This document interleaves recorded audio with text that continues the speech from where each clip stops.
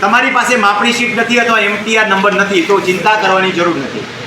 તમારે તમારી જમીનની માપણી કરાવીને તમારી માપણી શીટ અને હિસાબ ફોર્મ નંબર 4 તમારે કઢાવી રાખવું જોઈએ, તો તમારા ડોક્યુમેન્ટ ચોખ્ખા કહેવાય. કાંઈ પણ કાયદાકીય પ્રક્રિયા કરવી હશે તો પહેલાં પાયાની વસ્તુ આ જોશે, તમારા માલિકી અને છેટા પ્રદાનના પુરાવા શું, તમારી હદ ક્યાં સુધી પહોંચે છે.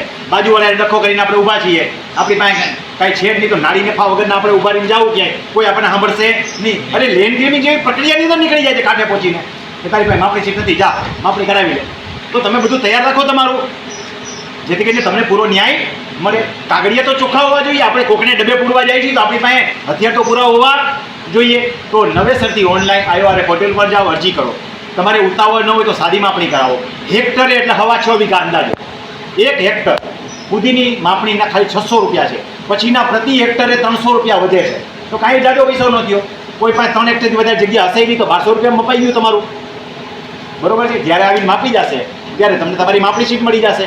સાદી માપણીની જ વાત કરું છું. આ અર્જન્ટ માપણી માટે 3 ગણો ચાર્જ થાય છે, એની વાત નથી કરતા આપણે. અર્જન્ટ માપણી 6 થી 1800 રૂપિયા થાય, પછી પ્રતિ હેક્ટરે 600 રૂપિયા થાય. એડ કરીને કેલ્ક્યુલેશન મારતું જવાનું, એ પણ પૈસા ભરવાના થાય. એમાં તમને 30 દિવસમાં મળશે, પહેલામાં તમને 60 દિવસે મળશે. આટલો જ ફરક છે. બેમાં ડોક્યુમેન્ટ તો હરખા જ મળશે તમને. હવે માપણી કરાવી લીધી, બાજુવાળો ના પાડે તો સાદી માપણી તો તમારી થશે જ. તમે તમારી પૈકી માપણી કરાવો છો, બાજુવાળાના ખેતરમાં ક્યાં જવાની જરૂર છે? એનું દબાણી તમને એમાં બતાવી દેશે. હવે વાત રહી હિસ્સા માપણી. હિસ્સા માપણી તો બધાની સહમતી હશે તો જ થશે. એમાં ચાર્જ આ જ રીતે બધા, બરોબર છે. કબજા માપણી એ તો વસ્તુ આ જ છે.